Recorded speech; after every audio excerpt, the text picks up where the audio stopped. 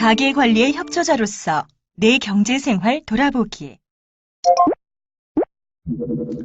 안녕하세요, 여러분. 초등학교 3학년에서 6학년의 아이들은 이제 용돈을 쓰는 데에는 어느 정도 익숙해졌을 것입니다. 하지만 이제는 자신의 용돈만을 생각할 것이 아니라 가계관리의 협조자로서 자신의 경제생활을 인식해야 합니다. 이번 시간에는 초등학교 3학년에서 6학년 아이들의 경제교육에 대해 알아보겠습니다. 자, 아빠와 아이가 대화를 나누고 있습니다.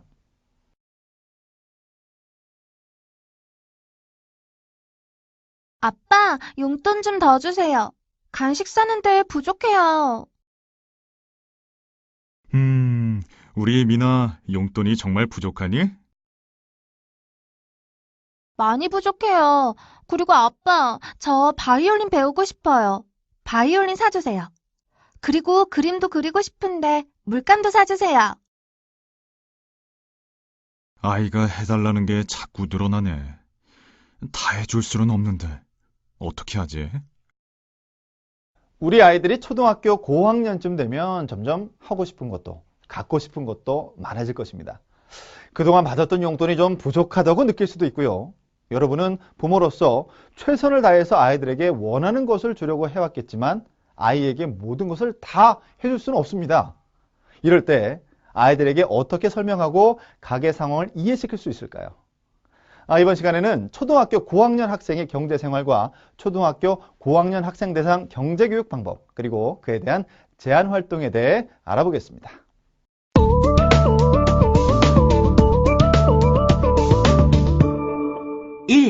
초등학교 고학년 학생의 경제생활. 초등학교 시기를 경제교육의 측면에서 두 시기로 나눈다면 1, 2학년과 3학년 이상으로 나눌 수 있습니다. 아이들의 수와 윤리 기준, 그리고 시간에 대한 인식의 차이로 구분할 수 있습니다. 3학년부터 아이들은 수에 대한 계산 능력이나 수의 크기에 대한 개념이 전에 비해 상당히 현실적이고 능숙해집니다. 따라서 시장 경험이 늘어나고 시장에 대한 관심이 커집니다.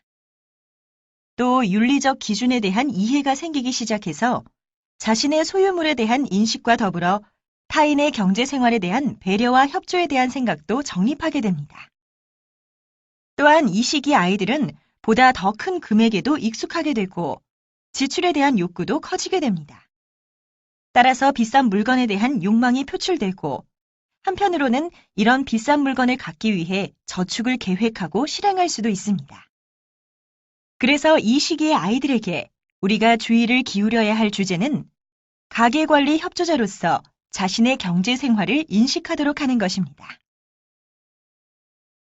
아이들의 경제생활은 이들을 부양하는 부모의 가계와 연결되어 있습니다. 그래서 아이들은 자신들의 경제적 욕구 충족은 부모 가계의 상황에 따라 변화할 수 있고 자신들은 가계 상황에 적응해야 할 뿐 아니라 가계 관리를 위해 가족원들과 협력해야 한다는 것을 알아야 하고 알게 해야 합니다. 이런 점에서 부모님들이 유념할 것은 아이들에게 가계 상황을 아이들의 이해 범위 내에서 가능한 진실하게 알려주는 것입니다.